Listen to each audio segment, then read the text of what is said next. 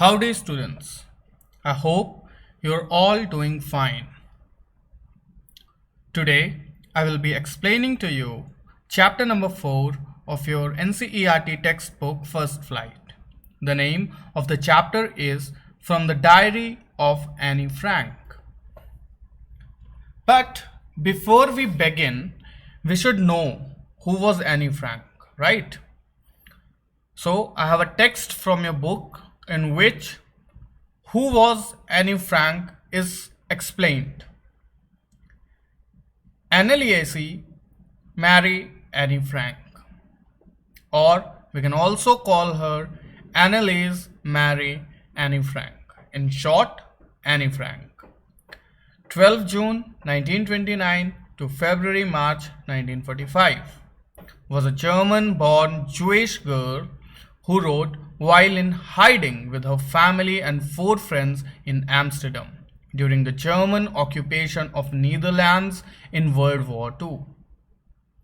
Her family had moved to Amsterdam after the Nazis gained power in Germany, but were trapped when the Nazi occupation extended into the Netherlands.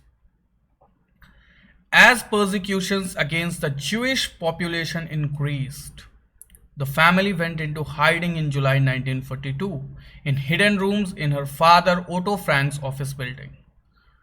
After 2 years in hiding, the group was betrayed and transported to the concentration camp system where Annie died of typhus in Bergen-Belsen within days of her sister Margot Frank. Her father, Otto, the only survivor of the group, returned to Amsterdam after the war ended to find that her diary had been saved. Convinced that it was a unique record, he took action to have it published in English under the name The Diary of a Young Girl. This is basically the history of Annie Frank and her diary, how her diary became such a prominent part of literature. Anneliese Marie Frank was born on June 12, 1929. She survived till February or March of 1945. The exact day is still not clear. She was a Jewish girl who was born in Germany. And she wrote while she was hiding with her family and 4 friends in Amsterdam during the German occupation of Netherlands. While the World War II was going on, the Jews were being, isolated from the rest of the Germans, and they were executed there, they were persecuted there. Meaning of persecutions. Persecuted means ill treatment, oppression, punishment. There were detention camps where they were kept and then they were killed. So while this was going on with Jews, what happened? Her family decided to move to Amsterdam when the Nazis had gained power in Germany. And then the Nazi occupation, the Nazi rule extended to Netherlands. And their persecutions began. Now, the Jewish population was increasing. The persecutions against the Jewish populations were increasing, so the family went into hiding in July 1942. At that time, many Jews went into hiding to save themselves from the torture that Hitler was, bringing upon the Jews. So they went into hiding, and where did they go for hiding? Into the hidden rooms of Annie Frank's father's office building. The name of her father was Otto Frank. And after 2 years in hiding, someone told on them, someone took out their secret, and then they were transported to the concentration camp, detention centers, where people were killed and kept imprisoned. She died of typhus. Typhus is an infectious disease which happens when too many people are living together, and it's highly communicable. It includes fever, headache, and rashes, unhygiene, dirtiness. This all causes these type of diseases. They can be found in prisons and places like this, detention centers, refugee camps. They are like epidemic. And after days of death of her sister, Margot Frank, Annie Frank died too. Her father was the only survivor of the group, and he returned to Amsterdam after the war ended. And when he came back, he found her diary. And when he read it, he found it to be a very unique record of things, of events, and thus he got it published in English language, and it was named The Diary of a Young Girl. It's a novel. It's a book. If you're interested in reading it, please do read. It's one of the prominent books of literature and has been widely translated into many languages, has been widely read and researched upon. Now, let's talk about the diary. The diary was given to Annie Frank for her 13th birthday and chronicles the events of her life from 12 June 1942 until its final entry of 1 August 1944. It was eventually translated from its original Dutch into many languages and became one of the world's most widely read books. There have also been several films, television, and theatrical productions, and even an opera based on the diary. Described as the work of a mature and insightful mind, the diary provides an intimate examination of daily life under Nazi occupation. Annie Frank has become one of the most renowned and discussed of the Holocaust victims. So, Annie Frank got this diary when she was 13 years old, when she was celebrating her 13th birthday, and in it, the events of her life were written. From June 12, 1942 to 1st August 1944, that was the final entry in the diary, the last entry in the diary. And then it was translated from, originally it was written in Dutch, and then it was translated into many other languages, and it became one of the most widely read books of the world. There have also been many films that were produced, and television shows and theatrical programs, and even an opera. Opera is musical show which were based on the diary.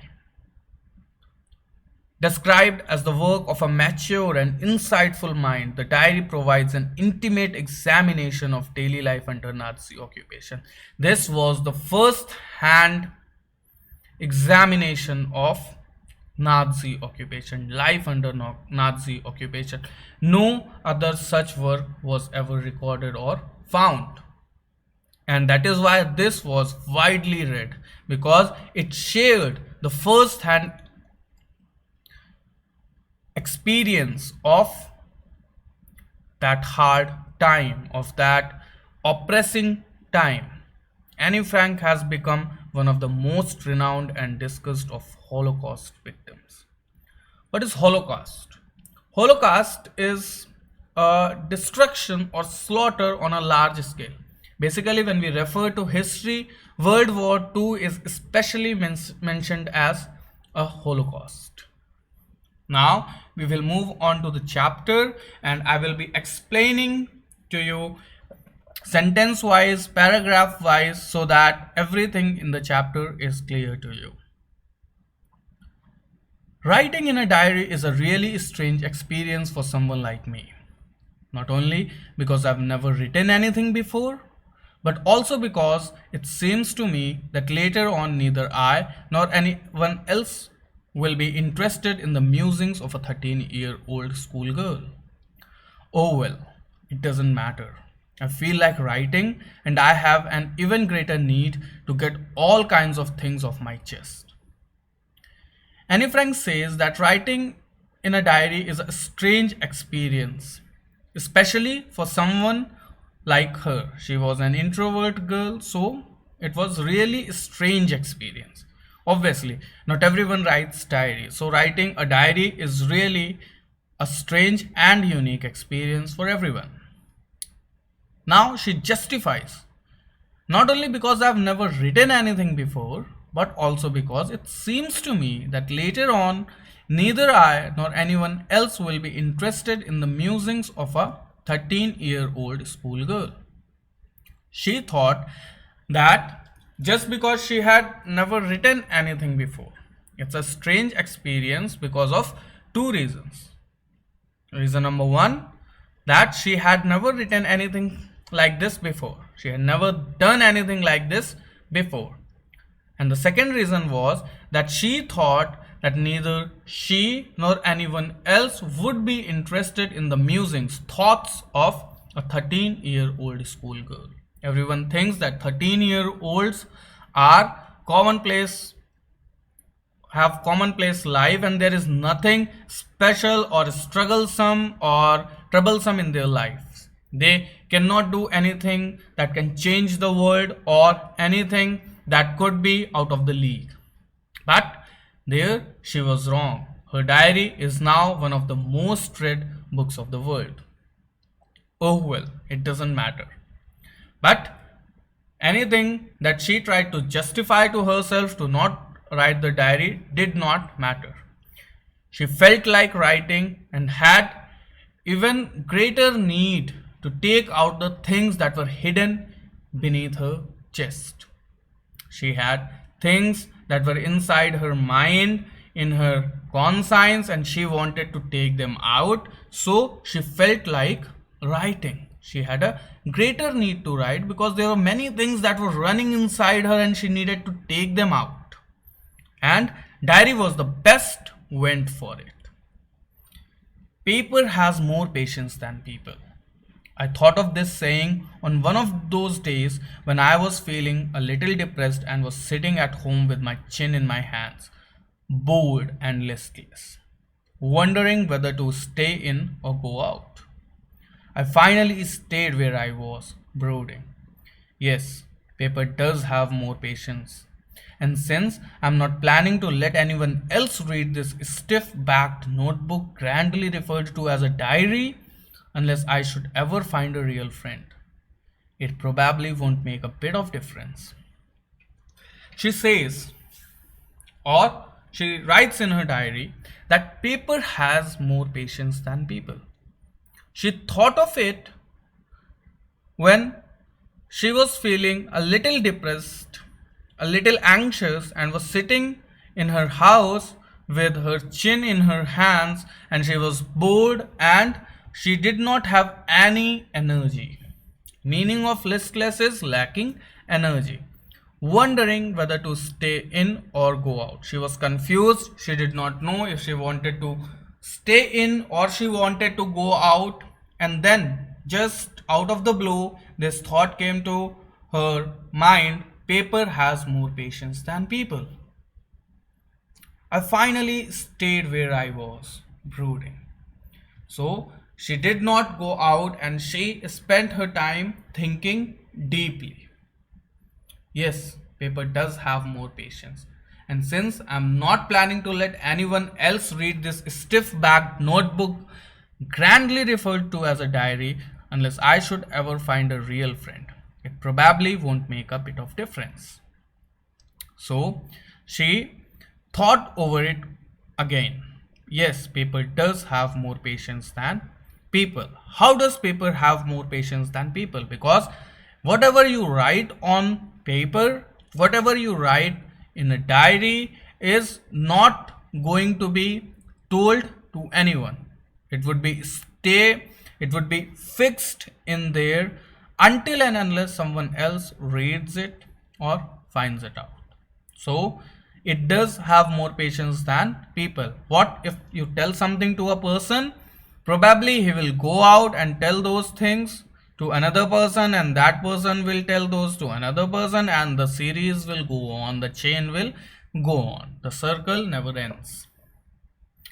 So she thought that she's going to write in this diary until she finds a real friend, and then it won't make a difference, because if she gets a real friend, a best friend who will never let out any of her secrets, it won't make a difference.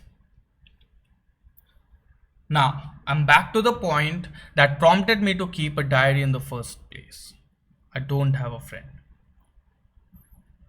And now she comes back to the point, to the thing that made her keep a diary, that she did not have a friend. Let me put it more clearly, since no one will believe that a 13-year-old girl is completely alone in this world. And I'm not. I have loving parents and a 16-year-old sister, and there are about 30 people I can call friends. I have a family, loving aunts, and a good home. No, on the surface, I seem to have everything except my one true friend. All I think about when I am with friends is having a good time. I can't bring myself to talk about anything but ordinary everyday things. We don't seem to be able to get any closer, and that's the problem. Maybe it's my fault that we don't confide in each other. In any case, that's just how things are. And unfortunately, they are not liable to change. This is why I've started the diary. So now in this paragraph, she is explaining why she is keeping a diary, how she doesn't have a friend. It's hard to believe, really, it's hard to believe that a 13-year-old girl is completely alone in this world. How many 13-year-old people feel alone? Feel like they have something they need to talk about, but there is no one they can talk about it to. She was having parents, she was having an older sister, and there were 30 people she could call friends. But there was no one she could confide in. There was no one she could believe in. She said that she has a family, loving aunts, and a good home. On the surface, from the outside, she seemed to have everything except one true friend. And the people she had, the friends she had, with them, she was having a good time. Whenever she was with them, she was doing ordinary things and talking about ordinary everyday things and nothing else. Ordinary everyday things like what have you eaten, what did you do, but nothing on the deeper sense, meaning of life and why all this is going on, other deeper questions that she might have. You should definitely read the novel The Diary of a Young Girl to find out the things. We don't seem to be able to get any closer, and that's the problem. Maybe it's my fault that we don't confide in each other. She says that the friends that she had, there might be many people that you meet out to, right? But do you confide in all of them? No. And she was not able to confide or believe in any of them. And that was her problem. Maybe it was her fault. She thought that maybe it was her fault that we are not so much close, so there isn't so much bonding with each other. Maybe it's her fault. But in any case, that is just how things were. She did not have a friend and she accepted it. And so she started the diary because she knew that the people are not liable to change. Likely to happen, that the things are not going to change. Probably things will remain as they are. These people will remain as close or as distanced as they are. To enhance the image of this long awaited friend in my imagination, I don't want to jot down the facts in this diary the way most people would do, but I want the diary to be my friend, and I'm going to call this friend Kitty. To enhance means to magnify, to bring it, to make it more lively. So to magnify the image, the reputation of this long awaited friend, a friend that she could confide in her own imagination, to make herself believe that the diary was her friend. She thought that she wouldn't just write down the facts in the diary the way most people would do. What do most people do in their diary? They just write down the facts. I woke up at this time and then I did this and then I did this. No, you have to have some inner thoughts and inner feelings, some deeper questions that you need the answer to. Then you can actually, when you have that curiosity to live, to find out the answers that you have of the questions that you have within you, then you can actually find out the deeper meaning of the life. So to enhance the image of the diary of her friend, she called her diary her new friend Kitty. Since no one would understand a word of my stories to Kitty, if I were to plunge right in, I'd better provide a brief sketch of my life, much as I dislike doing so. My father, the most adorable father I've ever seen, didn't marry my mother until he was 36 and she was 25. My sister, Margot, was born in Frankfurt in Germany in 1926. I was born on 12 June 1929.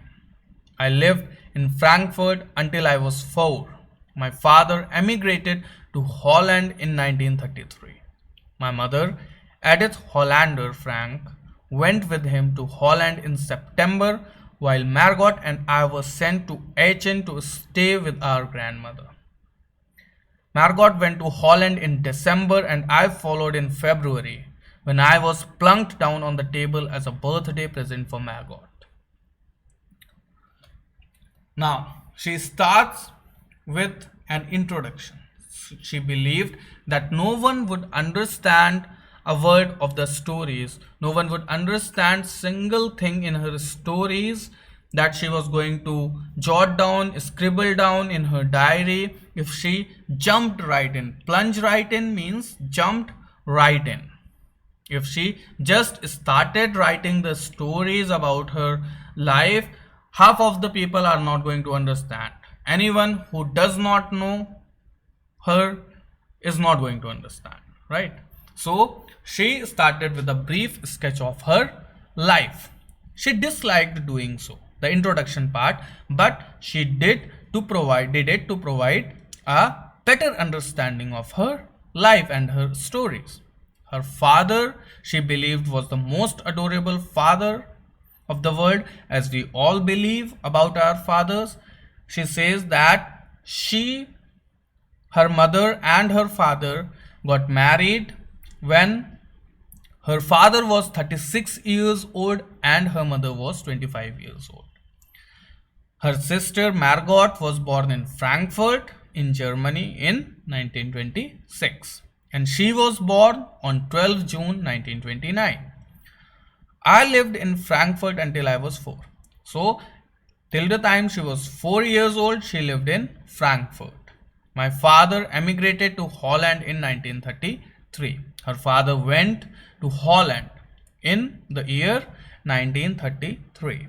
My mother, Edith Hollander, went with him to Holland in September. So, her mother followed him in September, while Margot and I was sent to Aachen to stay with our grandmother, and she and her sister were sent to another city to stay with their grandmother. And then Margot was sent to Holland in December and she was sent there in February, when I was plunked down on the table as a birthday present for Margot. Plunked, put down. This is a metaphor here that she was put down on the table as a birthday present for Margot, kind of a comment. I started right away at the Montessori nursery school. I stayed there until I was 6, at which time I started in the first form. In the 6th form, my teacher was Mrs. Kuperes, the headmistress. At the end of the year, we were both in tears as we said a heartbreaking farewell. As she came to Holland, she started at Montessori Nursery School. She stayed there till she was 6 years old, and then she went to the first form. First form means first class. And then in the 6th class, her teacher was Mrs. Cuperes, who was the headmistress of the school too. And at the end of the year, they were both sentimental and expressed a heartbreaking goodbye to each other. They both cried. They were so close. In the summer of 1941, Grandma fell ill and had to have an operation. So my birthday passed with little celebration. In 1941, her grandmother fell ill and then she got operated. So her birthday was just, there was a just little celebration and it passed away. Grandma died in January 1942. No one knows how often I think of her and still love her.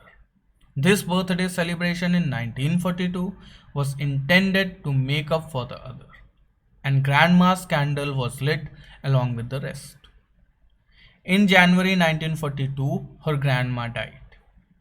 And she mentioned that she kept thinking about her even after she died, and that she loved her very much. She missed her too, and that is why she still mentioned her in the diary. This birthday celebration in 1942 was intended to make up for the other. What happens when you are a kid?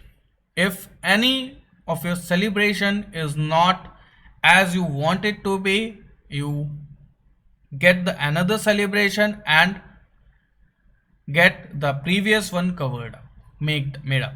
So this was intended to make up for the previous birthday celebration, which went just like that because her grandma was ill. And while this was making up for the other, grandma's candle was lit along with the rest. There would be a culture of lighting up the candles. There is a culture of lighting up candles and diyas in many cultures, right? So they lit her grandmother's candle along with the rest of the candles too. The four of us are still doing well. And that brings me to present date of 20th June 1942 and the solemn dedication of my diary. The four of us are still, the four of them on the present day when this diary is being written, 20th June 1942, the four of the family, the rest four are still well, and the solemn dedication of the diary begins on the same very day, 20th June 1942. Solemn means sincere. And now she starts the diary. Dearest Kitty, our entire class is quaking in its boots. The reason, of course, is the forthcoming meeting in which the teachers decide who'll move up to the next form and who'll be kept back. Half the class is making bets. Gian and I laugh ourselves silly at the two boys behind us, Cian and Jakes, who have staked their entire holiday savings on their bet.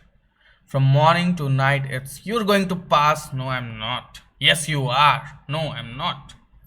Even G's pleading glances and my angry outbursts can't calm them down. If you ask me, there are so many dummies that about a quarter of the class should be kept back. But teachers are the most unpredictable creatures on earth. She starts her diary with an endearment phrase, "Dearest Kitty."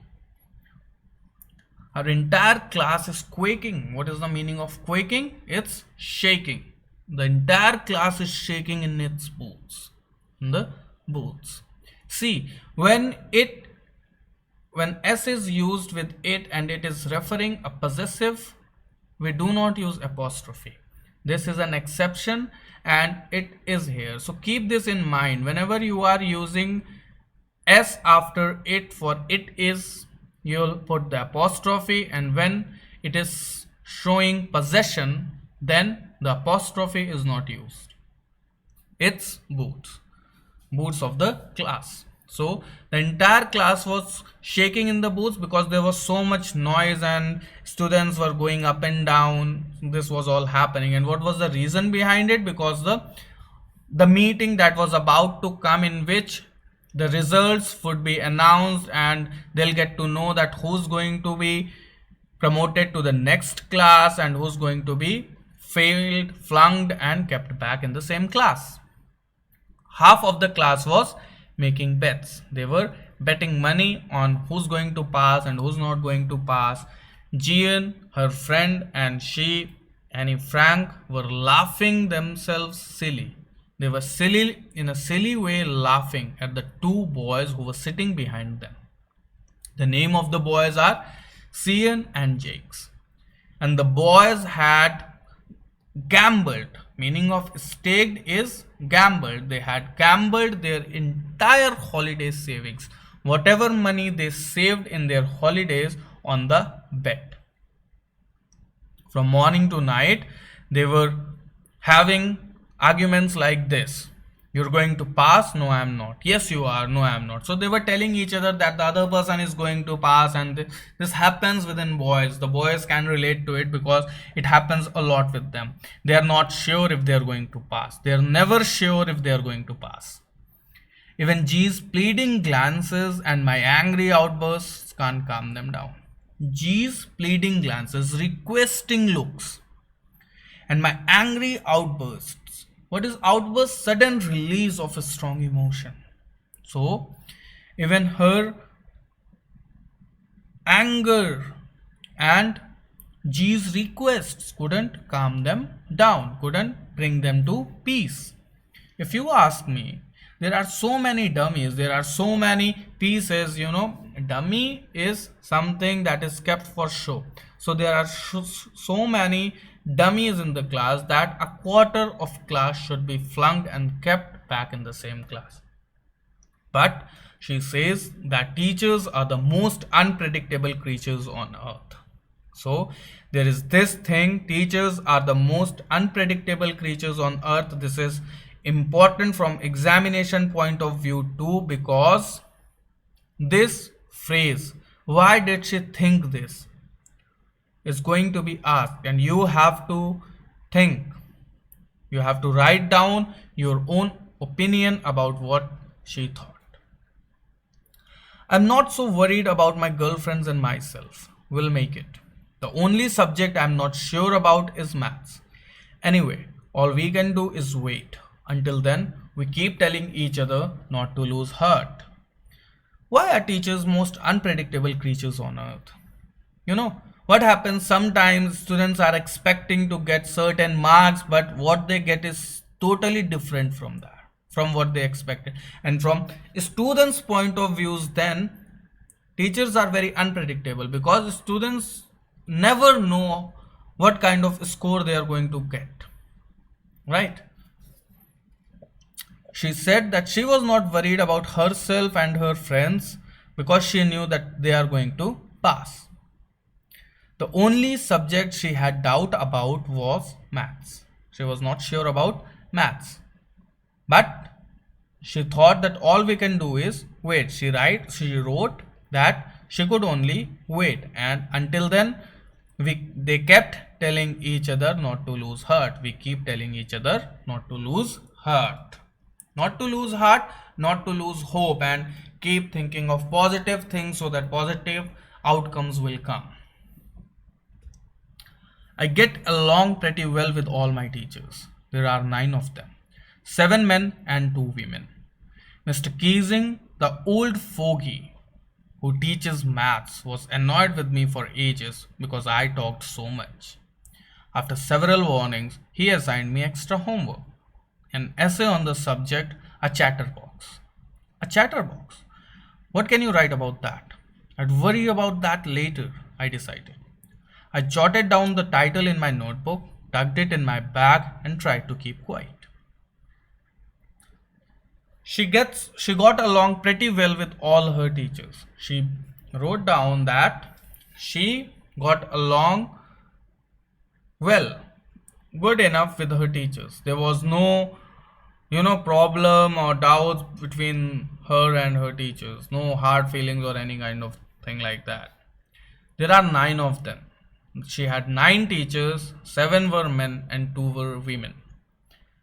The singular form of women is woman. It's pronounced W O. It's spelled WOMAN, and the pronunciation is woman.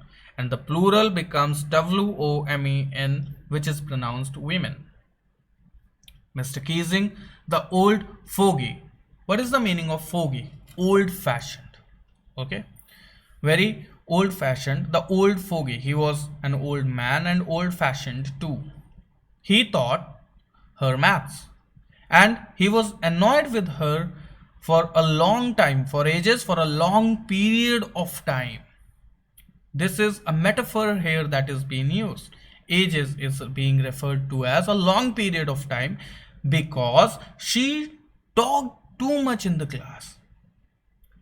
And he gave her many warnings. After several warnings, he gave her many warnings, and when she did not stop talking, he gave her extra homework.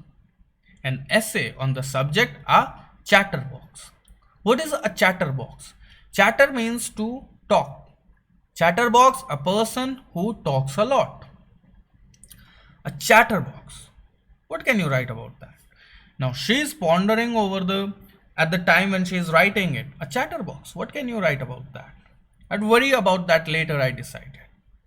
So she thought that she's not going to think about it right then and she'll think about it later on. So she noted down the title in her notebook and put it in her bag and tried to keep quiet.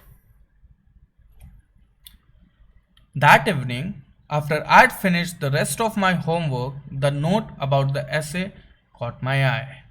I began thinking about the subject while chewing the tip of my fountain pen. Anyone could ramble on and leave big spaces between the words, but the trick was to come up with convincing arguments to prove the necessity of talking. I thought, and suddenly I had an idea.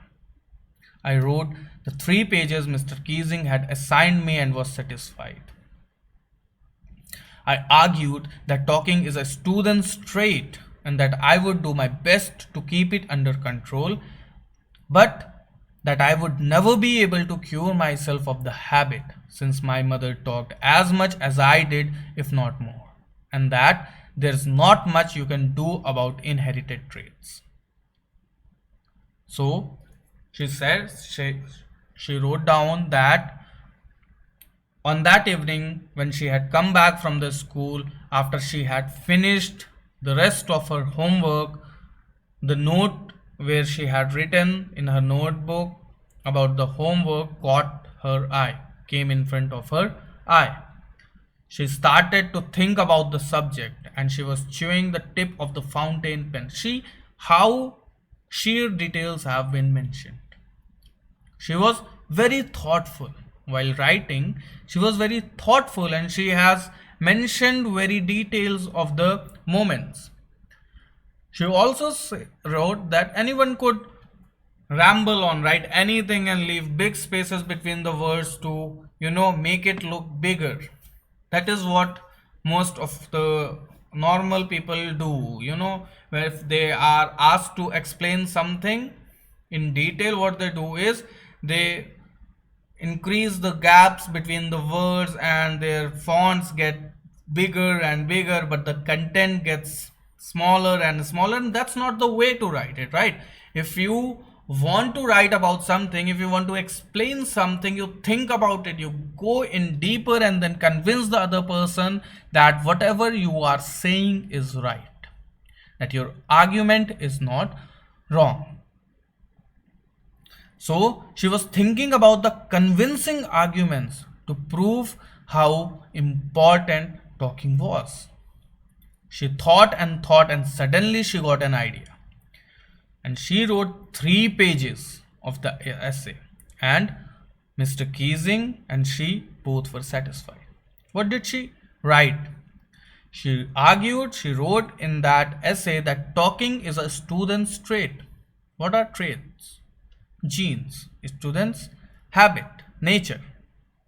and that she would do her best to keep that talking under control, but that she would never be able to cure herself of the habit of talking. She would not be able to cure herself of the habit of talking. She would not be able to get rid of that, because her mother talked as much as she did, if not more than her. Her mother was also talkative, and so that made her talkative too. And that there's not much you can do about inherited traits, and that she had inherited this trait from her mother. What is inherited? Something that is passed genetically through parents. So she thought that she had inherited this trait from her mother, so there are not many things that she can do about it, or she did not know about it.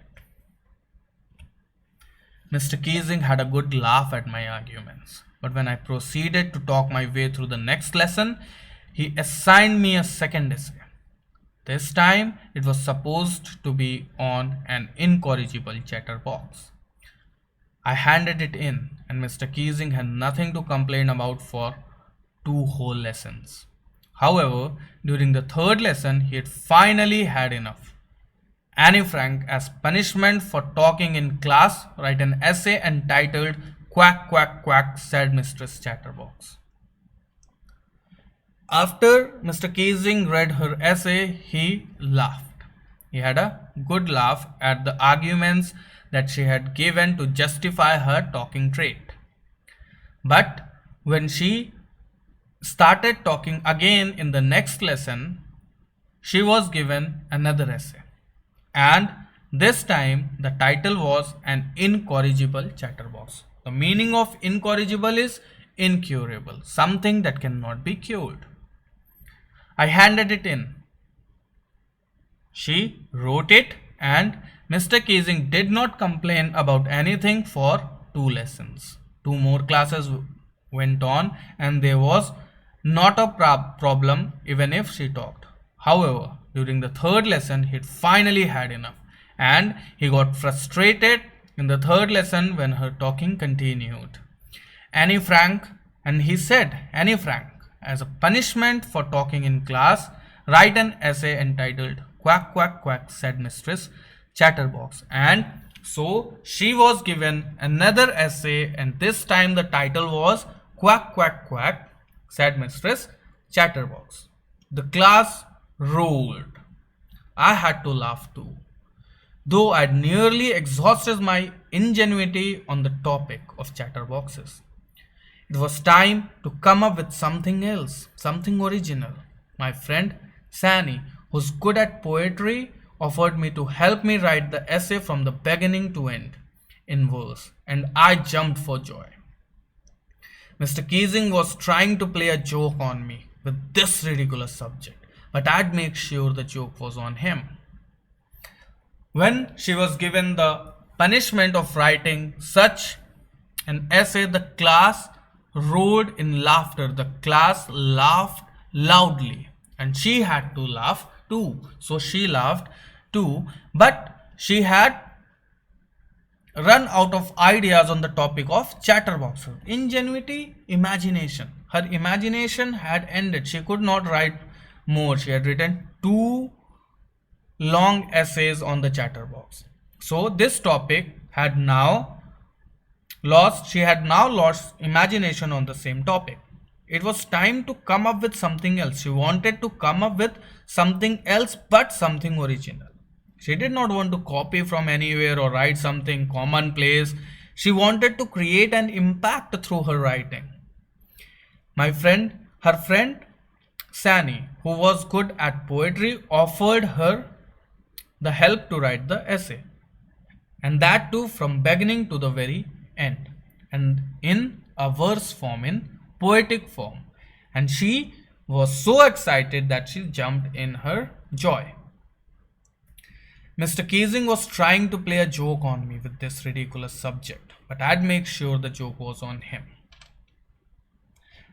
She wrote down that Mr. Keesing, her teacher, was trying to play a joke on her with this useless or senseless subject, but she had decided that she will make sure that the joke was on him. So she was very dedicated, very firm. She had a firm mindset even when she was 13-year old. So she took help of her friend Sani, who helped her to write the same essay in a verse form. I finished my poem and it was beautiful. It was about a mother duck and a father swan with 3 baby ducklings who were beaten to death by the father because they quacked too much. Luckily, Mr. Keesing took the joke the right way. He read the poem to the class, adding his own comments and to several other classes as well. Since then, I've been allowed to talk and haven't been assigned any extra homework. On the contrary, Mr. Keesing's always making jokes these days. Gives Annie. She finished her poem and the poem was beautiful. It came out to be very beautiful. The poem was about a mother duck and a father swan. Swan is also a duck with 3 baby ducklings and who were beaten to death by father. The father beat them to death, ate them because they quacked too much. And because she had come with something so creative, Mr. Keesing took the joke the right way. He did not get offended by the joke. And to praise her, she read the poem to the class. He added his own comments too, and to the several other classes too. And since then, she was allowed to talk and was not assigned any extra homework. Plus, to add to that, Mr. Keesing also started making jokes in the class.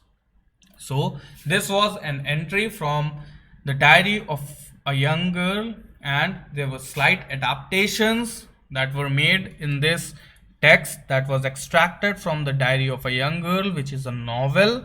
And what we learned is that in this chapter is that always the solution to the problem is not just fighting back, but to come up with something that would actually influence the other person and make him think your way, make him think about the genuinity of your thing, of whatever you are doing.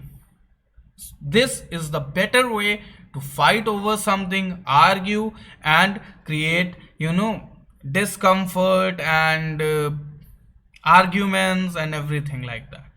You have to come up with something creative that will tell the other person that whatever you are doing is good and not wrong.